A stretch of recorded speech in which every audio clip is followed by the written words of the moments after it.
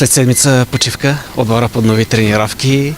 Да започнем оттам. Какво е настроението, предполагам, приповдигнато след 3-0 в Пазарджик, с което приключихме годината? Първо искам да поздравя всички за новата година, да са живи и здрави. Най-вече, понеже ние имахме доста проблеми от тази гледна точка. С контузни ситуации пожелавам на целия отбор най-вече да сме здрави. Починахме, да, възстановихме и вече се готвим за втория полусезон. Първият матч е доста важен, не само защото е срещу пряк конкурент, но и много важен за феновете като регионално дерби. Вие усещате ли го така също по-специален първия матч за годината, гостуването на Черно море във Варна?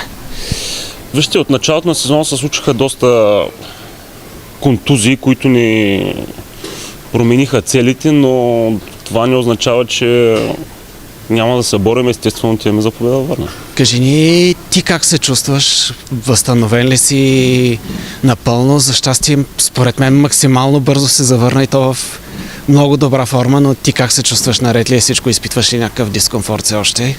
В началото имаше доста голям дискомфорт, но вече се чувствам добре и съм напълно готов. Какво да очакваме от Добруджа 07 през втория полусезон? Със сигурност едно мога да кажа, че отборът ще се бори за всяка една точка.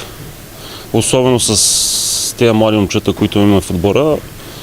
Надявам се да се развиваме във всеки един матч и да побеждаваме.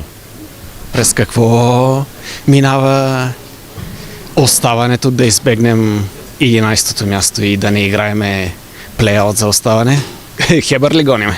Ние мислим за горно класиране, не мислим за 11-то място. Така че без значение дали е Хебър, въпреки техните проблеми, ще се борим с всеки един и да се качим колкото се може по-напред в таблицата. Започваме с свежи сили и се надявам тая година да сме здрави най-вече и да играем по-добър волейбол от миналата година.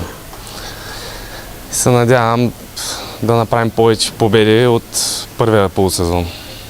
Дава ли ви увереност категоричната победа в Пазарджик срещу Хебър? Не смятам Пазарджик, че е мерило за нашия отбор, защото смятам, че ние сме по-добрия отбор и трябва да гоним по-високи цели срещу по-добри отбори. И за това ще се борим всеки матч и ще мислим матч за матч, а вече каквото Сабя покаже. Добре ли е, че сега има достатъчно време за подготовка? Първия матч е на 24 януари. За съжаление няма да участваме ние на турнира за купата за първи път. Там имаме традиции, обикновено винаги сме в четворката дълги години подред. Тази година я пропускаме, но как ще се отрази тази пауза по принцип според тебе?